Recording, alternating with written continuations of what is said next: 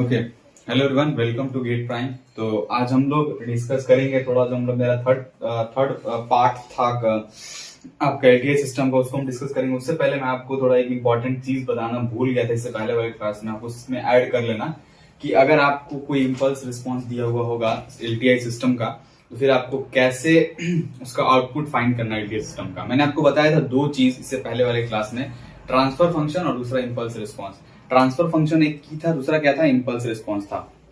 Transfer function में क्या होता था, ट्रांसफर फंक्शन का रिप्रेजेंटेशन होता था कैपिटल एच ऑफ एस होता था, और इम्पल्स का नोटेशन होता था स्मॉल ऑफ एच एस होता था। ठीक है, एस नहीं होता था, टी होता था। ठीक है, तो मैंने आपको बताया था कि ये दोनों क्या होता है, एलटीआई सिस्टम का एक प्रॉपर्टी होता है। ठीक है, ये दोनों क्या होता है, एलटीआई सिस्टम का प्रॉपर्टी होता है। इसके और इसके मदद से हम लोग क्या करते हैं, इसके और इनपुट की मदद से फिर हम लोग इनपुट लेते हैं, फिर इनपुट लेते हैं, और फाइनली हम लोग क्या मिल जाता है, लास्ट में आउटपुट मिल जाता है। ठीक है, ये मेरा एक ओवरव्यू था ट्रांसफर फंक्शन मॉडल का और impulse response model of LTI system का, ये चीज था। ठीक है, ये चीज तो हो गई इससे पहले वाले क्लास की बात। लेकिन जब मैं आपको इंपल्स रिस्पांस बता रहा था ना, तो वहां मैंने कहा था ये स्मॉल एच ऑफ टी, और उसका एलटीआई सिस्टम ये दिया रखा है, तो ये इसका इंपल्स रिस्पांस हुआ, और ये इसका इनपुट हुआ, ये इसका आउटपुट हुआ।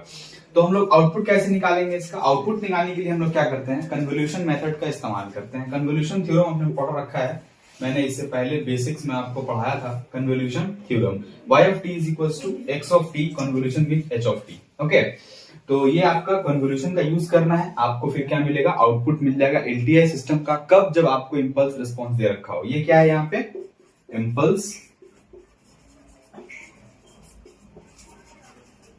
ये क्या है आपका इंपल्स रिस्पॉन्स है, ये क्या है आपका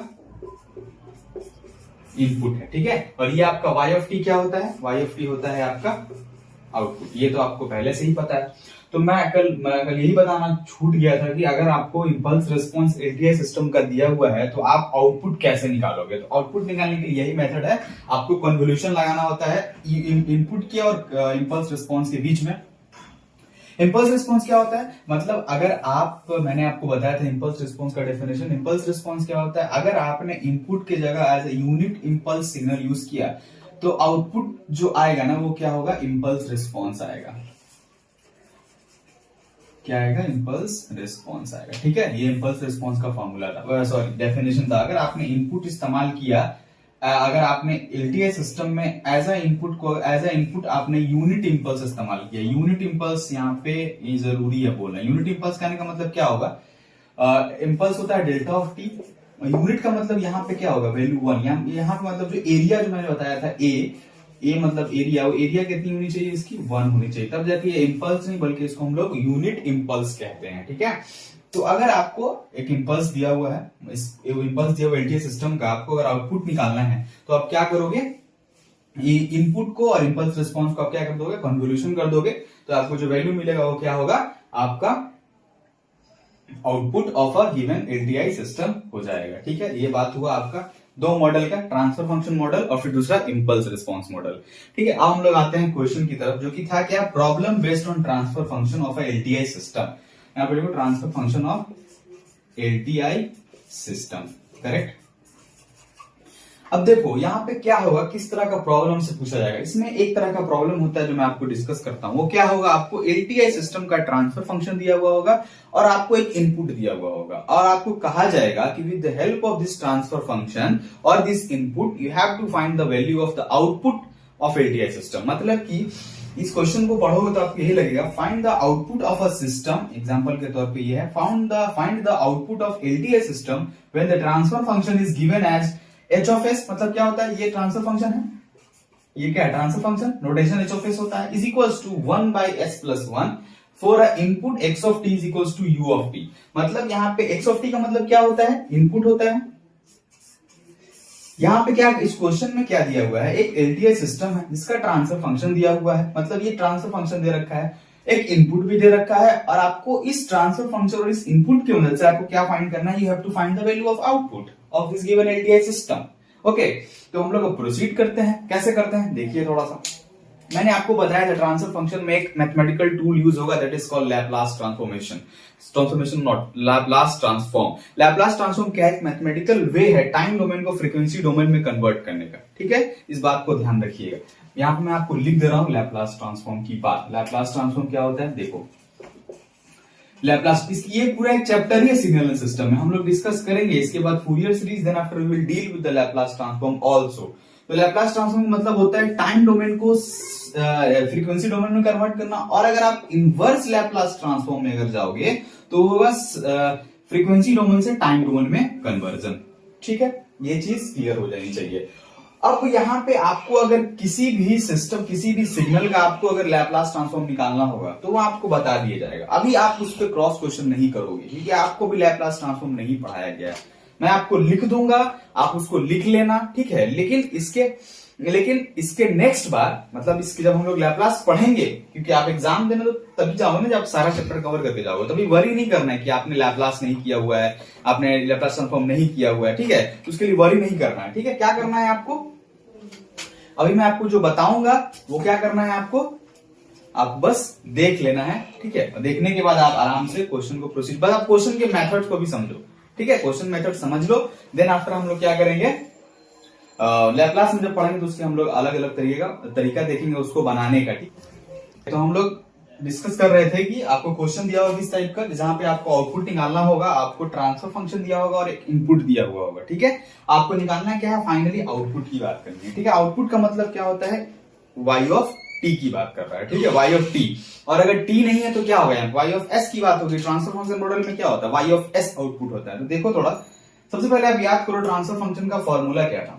ट्रांसफर फंक्शन का फॉर्मूला क्या था, ट्रांसफर फंक्शन का फॉर्मूला क्या हुआ करता था, यानी h ऑफ s का, अगर मैं h ऑफ s की बात कर लूं, h ऑफ s का फॉर्मूला क्या हुआ करता था, y of s by x of s। ये क्या था, ratio of Laplace transform of output to Laplace transform of input. यहाँ पे h ऑफ s आपको दे रखा है, आपको x ऑफ t दे रखा है। x ऑफ t मतलब इनपुट तो दिया है, बट इसका डोमेन क्या है, टाइम डोमेन है।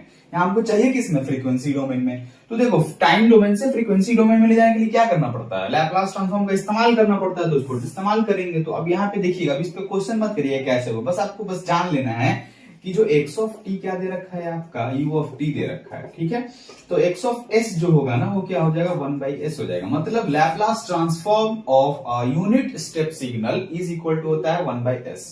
ठीक है, तो अब ये किस में ट्रांसफर हो गया, टाइम डोमेन से फ्रीक्वेंसी डोमेन में क्या हुआ, ट्रांसफर हो गया। अब हम लोग क्या करेंगे, इसको हम यहाँ पे जैसे करके से लिख देते हैं। तो h ऑफ s तो आपको पहले से दे रखा है, कितना दे रखा है, 1/s प्लस 1 दे रखा है, is equals to y of s। y of s को छोड़ देते हैं, निकालना आपको y ऑफ s के बारे में तो फाइंड करना है, मतलब आउटपुट फाइंड करना है, बट किस फॉर्म में, y ऑफ t के फॉर्म में फाइंड करना है। यहाँ पे हम जो निकालेंगे वो किस फॉर्म में निकलेगा, s डोमेन में, लेकिन चाहिए किसमें हमको, t डोमेन में, क्योंकि आपको इनपुट t डोमेन में दे रखा है। तो कर लेंगे ना, पहले फिलहाल हम लोग प्रोसीड करते हैं। इसको क्या लिखेंगे, 1/s।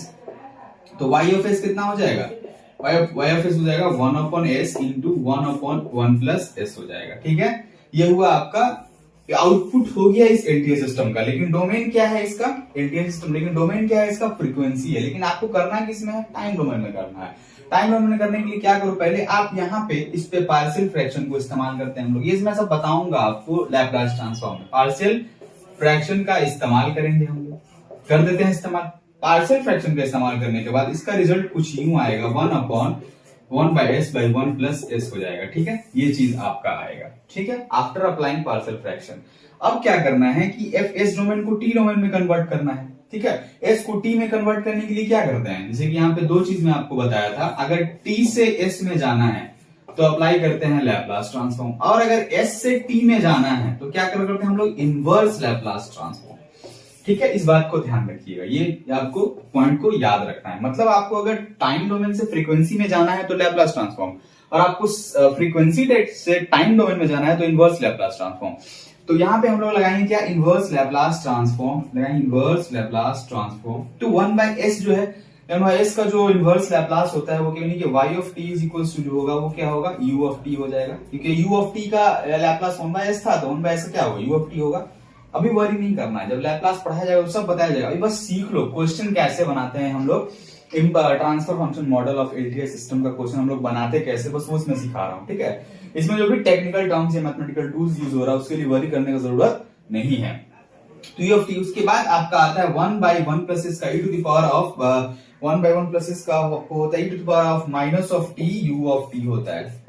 क्या होता है? इनवर्स लैप्लास ट्रांसफॉर्म, ठीक है।